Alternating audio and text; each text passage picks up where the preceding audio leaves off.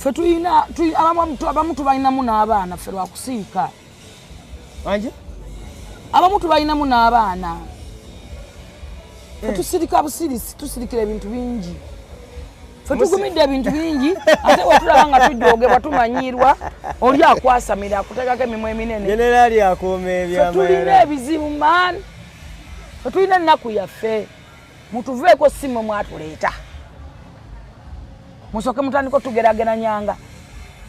Abo tebali kwagala, tobaagala. Bwe nayagala mu Abaganda nabafunamu kati. Kuleka okunyinya mpako. Babazaalamu ne baba. Nabafunamu kati. Allahu akbar. Twabafunamu kati.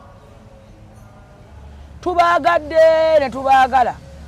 Kiri kuliko nti abasajja Abaganda bakyasinza obukodo. Okujjako nga toyagalanga ku musajja w'e Masaka.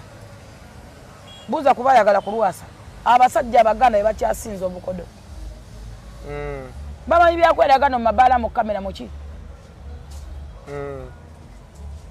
Bwebuuza abakazi ba mugagga muto. Omubuuza nti yali akwadde miliyoni 2. Nasobola okujja ku TikTok n'azigaba. Teekako ennamba yo n'asinda. Genda obusajja obulesi biliyoni asobola okuwa omukazi omutwalo wadde transport. Si we Masaka. Be bakyasinza obukodo abasajja Abaganda. Tasobola kugula wadde lawumu. Ekyo kiri ku likodi. Ndi Muganda naye nze ngabamu oba? Ng'ogaba ki? Weetaaga gabira ate ogabikola. Manyidde n'okumalira n'ebyo. Okay, ensonga Madamu Jennifer amaliriza nga she's emphasizing. Bayina ebbuba ne waawulawulizi nti olina gw'oyagala. Ne mumba mu ekyawa kimunyiza kimuluma. Ne wakuba essimu yo nga teriiko ayagala amanyi. N'abanga yagigulira. Essimu gy'otangulira ombuuzo tebagita bagita essimu bagita bata? iPhone. iPhone? Mobile phone. Mobile phone. My phone. It's my phone, not yours. I have a right to gikwata oba butagikwata. Yeah. Nina right to giddamu oba butagiddamu. Okitegedde? It's my phone. Yes. It's my personal and you phone. have your phone.